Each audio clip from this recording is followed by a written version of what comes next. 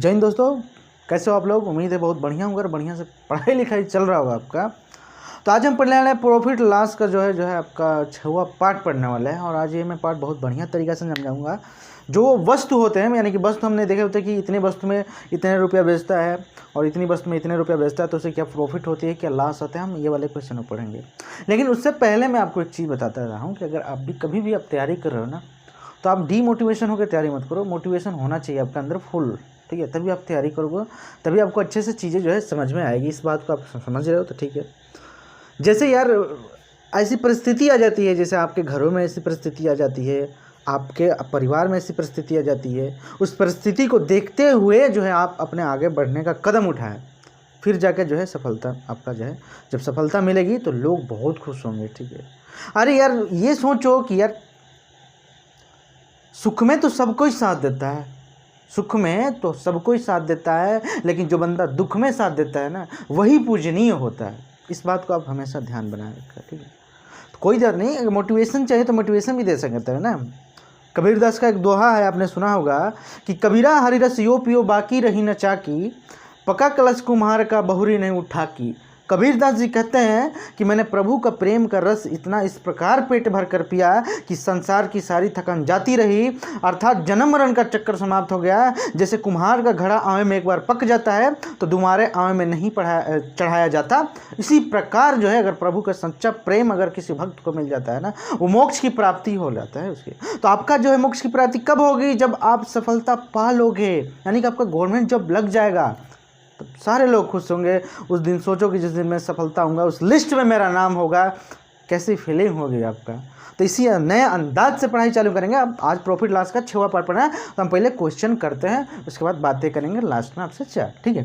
क्या बोला है कि यदि मैंने 10 रुपया में 11 वस्तुओं की खरीदी तथा उन्हें 11 रुपये में 10 वस्तुओं की दर से बेच दिया, तो प्रतिशत लाभ क्या है? इस बात को आप समझ गए कि क्वेश्चन ने क्या बोला इस बार। तो इस क्वेश्चनों में हमें बेसिकली क्या करना होता है कि वस्तुएं बराबर करनी होती है। पहले एक तरफ मैं लिख दूंगा वस्तु, ठीक है, यहाँ से मैं एक तरफ वस्तु लिख दिया और एक तरफ लिख दूंगा रुपया, ठीक है। तो रुपया लिख दूंगा, कोई दिक्कत नहीं। वस्तु के नीचे तो वस्तु लिखो और रुपया के नीचे रुपया लिखो, ठीक है। तो क्या बोला कि 10 रुपया में 11 वस्तु है, यानी ये, तो ये 11 वस्तु के नीचे 11 लिख दूंगा। फिर क्या बोला कि उन्हें 11 रुपये में 10 की वस्तुएं की खरीद, यानी 10 वस्तु लिख दूंगा। और यहाँ पे कितना था? यहाँ पे था 10 और यहाँ पे आ जाएगा 11, ठीक है। समझ गए? ये जो है ना, ये सीपी है, ये भाई ये दोनों का जो है सीपी है, हमेशा बता देता। अब मैं एक चीज़ बताऊं कि यार यहाँ पे तो वस्तु बराबर नहीं है, तो हम कैसे डिसाइड करेंगे कि हमें फ़ायदा हो रहा है या नुकसान हो रहा है? तो हम डिसाइड नहीं कर सकते कि हमें लाभ हो रहा है या हानि हो रही है। तो हमें क्या करना पड़ेगा? तो हम वस्तुओं को बराबर करेंगे, तभी हमको पता चलेगा कि यार लाभ हो रहा है कि हानि हो रहा है। तो हम वस्तु बराबर कैसे करें? मैं एक चीज़ बताता हूँ कि आपको वस्तु भी बराबर नहीं करनी है। एक छोटी सी चीज़ है, क्या? क्रॉस मल्टीप्लाई कर दो, बातें खत्म हो जाएगी। नहीं जी, अगर जब भी आपको परसेंटेज लाभ या हानि की बात करें, आप सीधे क्रॉस मल्टीप्लाई करके आंसर ला सकते हो। देखो कैसे करते हैं, देखो यहाँ से कैसे करते हैं। देखो यहाँ इसमें जो है, इसमें इससे गुणा कर दो और इसका जो है इससे गुणा कर, 10 में 10 करो तो ये जगह 100, ये 100 क्या है? सीपी आ गई। और 11 में 11 से गुणा कर दो, ये जगह 121 आ जाएगा, ये जो है एसपी आ जाएगी। इस बात को समझ गए तो बहुत आसान हो जाएगी। अब इस बात से हम ये समझे कि भाई कोई 100 रुपये की चीज़ है, उसे हम 121 में बेच दिए, यानी कि हमें लाभ कितना हुआ। तो देखो 100 की चीज़ को लेके हमने 121 में बेचा, यानी कि 21 रुपये का लाभ हुआ। और लाभ या हानि हम तो कॉस्ट प्राइस से निकालते हैं। इसका कॉस्ट प्राइस कितना है? 100 है, तो बटे 100 कर देंगे। और परसेंट में चेंज करना है तो गुणे 100% कर देंगे हम। यहाँ 2 जीरो से 2 जीरो खत्म है, और ये जो परसेंट का चिन्ह है इसके इधर आकर चिपक जाएगा। तो कितना? 21% इसका राइट आंसर का ऑप्शन नंबर डी। तो आइए हम दूसरे क्वेश्चनों को हल करते हैं बढ़िया तरीक़ा से। आइए दोस्तों हम नेक्स्ट टाइप के क्वेश्चनों को हल करते हैं। और ये क्वेश्चन वही है, और इस क्वेश्चन का जो है जवाब हमको चाहिए 5000 किलोमीटर प्रति घंटा के स्पीड से। देते रहना, पहले हम कर लेते हैं। क्या बोला कि एक व्यक्ति ने कुछ पेंसिल 5 पेंसिल प्रति रुपये के दर से खरीदी और उन्हें 3 पेंसिल प्रति रुपये की दर से बेच दिया, तो उसका लाभ प्रतिशत क्या है? इस क्वेश्चन में एक ही दिक्कत है जो लोगों को एकदम बता देगी यार कहाँ आ गया ये प्रति रुपये का मतलब से आप क्या समझे? प्रति रुपये का मतलब से कहाँ समझे? प्रति रुपये से मतलब से क्या? मैं बोलूँ 50 किलोमीटर प्रति घंटा लिखूँ, मतलब क्या? कि 1 घंटा में चली गई दूरी है 50 किलोमीटर प्रति घंटा, 1 घंटा में, तो इस प्रति से हम यही समझे ना जी कि प्रति मतलब 1, यानी 1 रुपया, कुछ पेंसिल 5 पेंसिल प्रति रुपये की दर से खरीदी, यानी 1 रुपया में 5 पेंसिल खरीदे। क्वेश्चन के हिसाब से ये बोला है कि 1 रुपये में 5 पेंसिल जो है उसने खरीदी। तो हमको क्या लिखना है, एक तरफ तो वस्तु लिखना है और एक तरफ रुपया लिखना है, ठीक है, रुपया, ठीक, एक तरफ तो वस्तु, एक तरफ रुपया लिखना है। तो प्रति रुपये की दर से जो है खरीदी थी 5 पेंसिल प्रति रुपया दर से, तो 5 पेंसिल वस्तु थी 5, और 1 रुपया के प्रति का मतलब होता है 1 रुपये में 5 पेंसिल खरीदी थी, ठीक है, और उन्हें 3 पेंसिल प्रति रुपये की दर से बेच दिया। वो तरीके से 3 पेंसिल है और प्रति रुपये की दर से बेच दिया, यानी 3 और 1 आ जाएगा, ठीक। क्रॉस मल्टीप्लाई कर लेंगे हम इसमें, क्रॉस मल्टीप्लाई यहाँ से और ये इसमें कर देंगे क्रॉस मल्टीप्लाई, ठीक है। 3 से करेंगे तो ये 3 आ जाएगा और इसमें 5 से करेंगे तो ये 5 आ जाएगा। इस बात को समझ गया, यानी कि कोई 3 रुपया की वस्तु थी उसको 5 रुपया में आपने बेच दिया, तो कितना का लाभ हुआ? आप बोलोगे कि 2 रुपया का लाभ हुआ। यहाँ से देखो 2 आगे निकल के, और 2 लाभ हो या हानि हो, आप सीधा कॉस्ट प्राइस से निकालते हो। तो कॉस्ट प्राइस जो है हमारा कितना है, 3% में गुणा करना है, 100% से जो है गुणा कर सकते हैं। लेकिन डायरेक्ट मैंने मान लिखवाया था, 2/3 का मतलब होता है 66 चाहिए 2/3%, ऑप्शन नंबर ए। नहीं तो इसमें गुणा कर देगा 200 और 200 का 300 करते रहना, आसानी से जो है आंसर आ सकता है। तो आइए हम दूसरे टाइप के क्वेश्चनों को हल करते हैं। आइए दोस्तों हम इस नेक्स्ट टाइप के क्वेश्चनों को हल करते हैं। बस थोड़ा सा इसमें चेंज है, बाकी सेम क्वेश्चन है, कोई दिक्कत नहीं है, बस थोड़ा सा इसमें लैंग्वेज थोड़ा सा चेंज है, तो वो भी चेंज नहीं है, ठीक है। तो क्या बोला क्वेश्चन कि 350 रुपये में 100 संतरे खरीदे गए तथा 48 रुपया प्रति दर्जन की दर से बेचे गए, तो प्रतिशत लाभ या हानि बताए। मैं इसलिए इस क्वेश्चन को रखा कि यहाँ पे प्रति दर्जन की बात कर दी, तो जो सीख रहे हैं ना उनके लिए ये चीज़ें कठिन रहती है, लेकिन हम इसलिए इस क्वेश्चन रखें कि सबको सीखना है भाई प्रॉफिट लॉस, ठीक है। तो क्या बोला कि 350 रुपया में 100 संतरे खरीदे गए, ठीक है, 300 खरीदे गए 100 संतरे। तो यहाँ पर तो एक तरफ मैं वस्तु लिख दूंगा और एक तरफ रुपया लिख दूंगा, ठीक है, एक तरफ वस्तु और एक तरफ रुपया लिख दूंगा। वस्तु कितनी है, 100 संतरे खरीदे, यानी कि वस्तु है 100, कितने रुपये में, तो 350 रुपये में खरीदे भाई, ठीक है। फिर क्या बोला कि 48 रुपया प्रति दर्जन, यानी कि 48 रुपया प्रति दर्जन। हम ये समझे कि प्रति दर्जन का मतलब क्या होता है, प्रति दर्जन का मतलब है कि एक दर्जन में 12 कोई चीज़ होती है, 12 संतरे मान लो, कुछ भी मान लो कि एक दर्जन में 12 होते हैं। तो यहाँ पे मैं 12 लिख दूंगा, किसको, 48 रुपये में, ठीक है, 48 रुपये प्रति दर्जन से, ये समझ गया। सेम करना है, यहाँ से क्रॉस मल्टीप्लाई कर देना है, ठीक है। तो इसमें करेंगे तो 12 0 0 हो जाएगा, 12 5 60 के 0 हासिल, 6 बढ़ते हैं 36 और 6 होता है 42, ठीक है। और इसमें करेंगे तो ये हो जाएगा 4800, ठीक है, समझ गया। तो ये हमारा कॉस्ट प्राइस है और ये हमारा सेलिंग प्राइस है, यानी ये हमारा CP है और ये हमारा SP है, ठीक है। तो इसमें से कितने की लाभ होगी, तो आप बोलोगे 42 से, और यानी कि 600 का लाभ हो गया, ठीक है, 600 का लाभ होगा। किस पे हुआ, तो 4200 पे हुआ, क्योंकि कॉस्ट प्राइस का मान हमेशा नीचे आता है, इंटू में 100% से गुणा कर देंगे, क्योंकि परसेंट में पूछा है, ठीक है। यहाँ से मैं कर सकता हूँ 0 से 0, 6 के 6, ये 6 के 6, 600 से 42। और आपको मैं बताया था कि 1/7 मतलब क्या होता है परसेंटेज में, 14 सही 2/7% होता है। कौन सा ऑप्शन है, DCA, ऑप्शन नंबर A है, ठीक है, इसका करेक्ट आंसर। तो आइए हम दूसरे टाइप के क्वेश्चनों को हल करते हैं बढ़िया तरीके से। आइए दोस्तों इस नेक्स्ट टाइप के क्वेश्चनों को हल करते हैं। और एक क्वेश्चन जो है बहुत ही चेंज है और बहुत ही बढ़िया लेवल का क्वेश्चन है, CGL में पूछा हुआ एक क्वेश्चन है, और बढ़िया तरीका मैं बताऊंगा इन क्वेश्चनों को हल करने में। देखो कितना बड़ा क्वेश्चन है, इस पर 5 स्टार लगा लो, ऐसे स्टार बना के इस पर जो है 5 स्टार दे दो, ठीक है, क्योंकि ये क्वेश्चन बहुत ही बढ़िया लेवल का क्वेश्चन है। इसको बुक में सोल्यूशन देखोगे बहुत ही परेशानी हो जाएगी, आज के बाद से आपको कोई दिक्कत नहीं होगी। तो आइए हम क्वेश्चनों को हल करते हैं, ठीक है। क्या बोला कि एक व्यक्ति कुछ वस्तुओं को 5 वस्तुएं प्रति रुपये की दर से खरीदी तथा उतनी ही वस्तु 4 वस्तु प्रति रुपये की दर से खरीदी, तथा उसने दोनों वस्तुओं को मिला दिया और 2 रुपये में 9 वस्तुओं की दर से बेच दिया।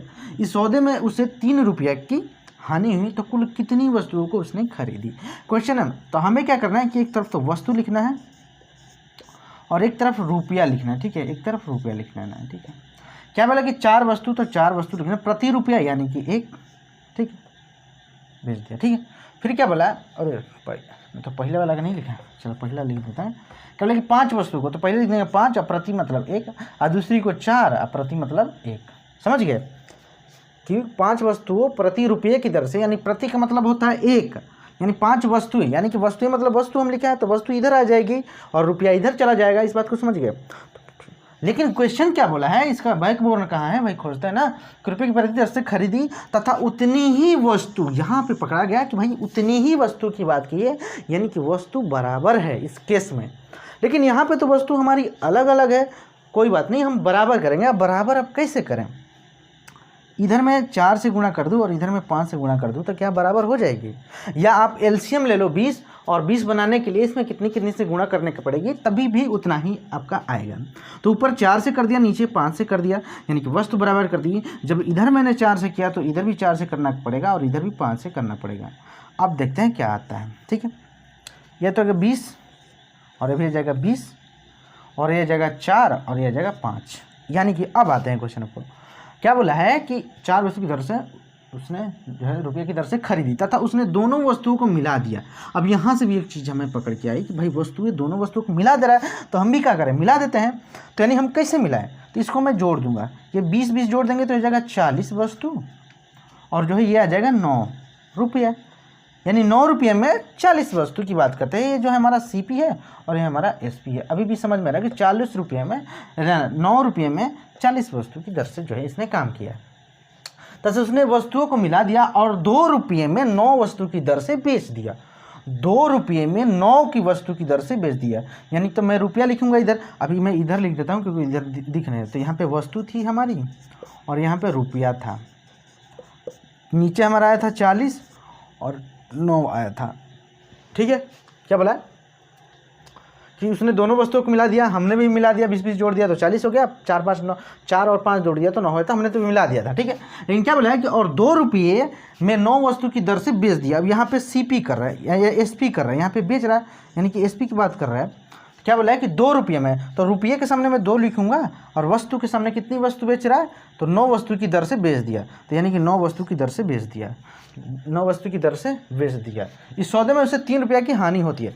लेकिन हमें तो पता नहीं चला ना भाई, ये चीज़ से हमें डिसाइड नहीं हुआ कि यार लाभ हो रहा है या हानि हो रहा है, क्योंकि जब तक जो है कॉस्ट प्राइस जो है बराबर नहीं होगा, तो वस्तुएं जो है बराबर नहीं होगी, तो हमें तो पता नहीं चलेगा ना कि कितनी वस्तुएं लेके आया, कितनी में क्या है, हमें पता ही नहीं चलेगा कि फ़ायदा हो रहा है या लाभ हो रहा है। तो अगर हम वस्तु बराबर कर लें तो हमें मतलब पता चल सकता है कि जो है हानि हो रहा है या लाभ हो रहा है या क्या हो रहा है। पहले ये बात सुनते हैं। ठीक है, तो यहाँ पे 40 और 9 है, तो इसको मैं अगर मैं बराबर करूँ तो 40 और 9 का एलसीएम कितना होगा, तो बोले कि 360 होता है भाई। 40 और 9 का एलसीएम 360 होता है। ठीक है, 40 और 9 का एलसीएम होता है 360। ठीक है, बहुत बढ़िया बात है। तो मैं इधर से गुणा कर देता हूँ। ठीक है, 0 यानी कि हाँ 360 होगा, 60 ही होगा ना, 300, हाँ 360 होगा, 360 होगा। 40 और 9 का होगा 360 और 9 और 2 का 360 हो जाएगा। देख लेते हैं भाई, क्या पता चला कि गलत हो गया तो फिर घबरा जाएगा। ठीक है, ठीक है,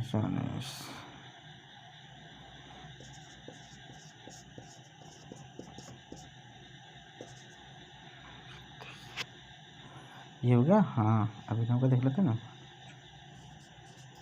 हाँ ठीक, देखो हाँ सही है, 360 ही आएगा।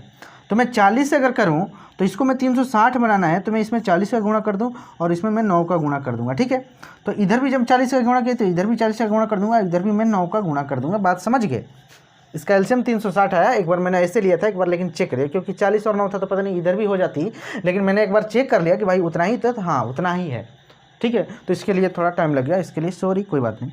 तो 40 × 9 कर देंगे तो ये भी 360 हो गई और ये भी 360 हो गई। इस बात को समझ गए कि वस्तुएं तो मैंने बराबर कर दिया। यहाँ पे कितनी हो जाएगी, 81, और ये कितनी हो जाएगी, ये हो जाएगा 80 हो जाएगा। ठीक है, यहाँ पे 81 हो गया, ये 80 हो गया। लेकिन क्वेश्चन ने क्या बोला है कि उसे 3 रुपया की हानि हुई।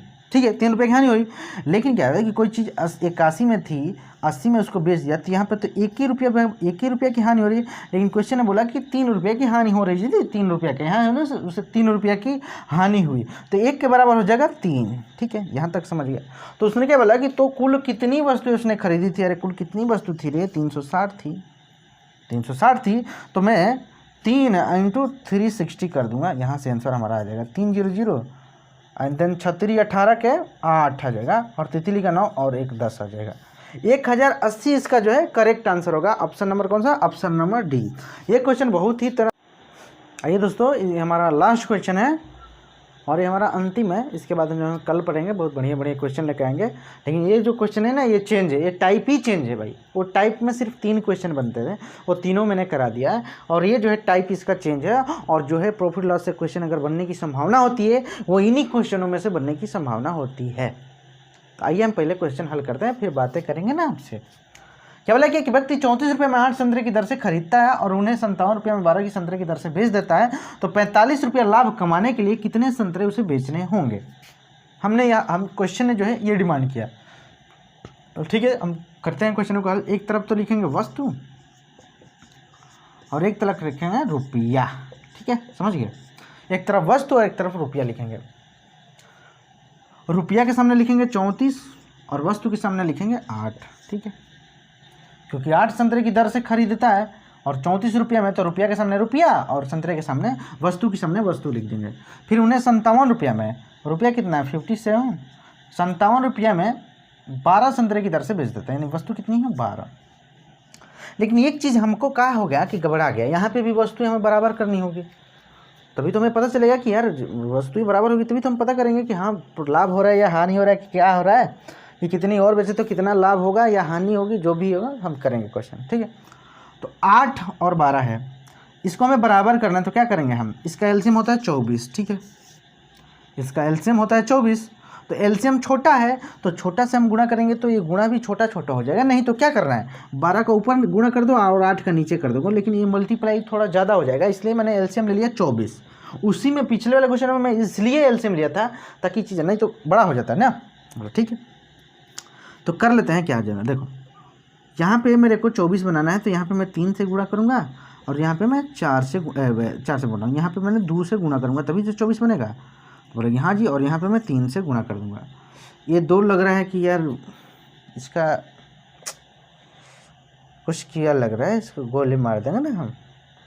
ये 2 कैसे बन गया है पता नहीं, लेकिन जब 3 का मैं इधर गुणा किया तो मैं 3 का इधर गुणा करूँगा और 2 का इधर गुणा करूँगा। ठीक है, तो यहाँ से हमारी हो गई वस्तु बराबर, यानी कि यहाँ से आ गई 24 वस्तु आ गई। ठीक है, इधर गुणा कर लेंगे तो ये जगह 3 चौका 12 होता है, तितली का 9 1 10 होता है 102, फिर 7 गुना 14 का 4 होता है और 2 5 10 1 11 114 आ गया। यानी कि 102 रुपया पहले था, अभी 114 रुपया उसको मिल रहा है, यानी कि कितनी हो रही है, यानी 12 रुपया। यानी 12 रुपया में उसको कितनी वस्तु मिल रही है, यानी 12 रुपया में 24 वस्तु मिल रही है। अब लोगे कि जी हाँ, तो यहाँ से 1 रुपया में निकाल दोगे कितनी मिलेगी 1 रुपया में, तब लोगे हाँ, जब 12 रुपया में 24 वस्तु मिल रही है तो 1 रुपया में कितनी गिरती है 12/12, नीचे 12 आ जाएगा ना, इधर जाएगा तो ये जाएगा 1 रुपया में आपका जो है 1 रुपया बोला कि जो है 1 रुपया में जो है आपका 2 संतरे मिलेंगे। ठीक है, 1 रुपया में 2 संतरे मिलेंगे। मैं उसी टाइम से इसमें संतरे का जिक्र नहीं किया, इधर संतरे में बोल दिया तो पता नहीं लोग समझ रहे हैं क्या बोल रहा है, लेकिन जो समझ गए होंगे उनको पता होगा कि 2 क्या है, 2 संतरे ही तो आएगा इधर। बोले कि हाँ 2 संतरे का हमने मान निकाल दिया, लेकिन क्वेश्चन ने बोला क्या कि 45 रुपया लाभ कमाने के लिए उसे कितने संतरे बेचने को रही है। जब 1 संतरे बेचने के लिए मतलब उसे 2 रुपया लगता है, 2 संतरे के, ये 2 संतरे दे के रखा है हमने, 2 संतरे का तो मान निकाल लिया, तो 45 रुपया में लाभ कमाने के लिए कितने संतरे बेचते हैं, तो इसमें सिंपल है 45 इंटू में 2 कर दूंगा, ये हो जाएगा 90, यानी 90 संतरे उसको जो है बेचने होंगे, तभी वो जो है 45 रुपये का लाभ कमाएगा। तो ऑप्शन नंबर कौन सा है 90 वाला, ऑप्शन नंबर सी है, और यही इसका सही आंसर है। ये हमारा लास्ट क्वेश्चन था। अब मिलेंगे हम कल आपसे बहुत बढ़िया तरीके से और अच्छे अच्छे क्वेश्चन लाएंगे। इसमें का और क्वेश्चन है, क्योंकि ये क्वेश्चन जो भी इस टाइप के क्वेश्चन बनते हैं वो बहुत बढ़िया लेवल के क्वेश्चन बनते हैं। तो मिलेंगे कल आपसे, तब तक के लिए मैं आपसे विदा लेता हूँ। जय हिंद, जय भारत।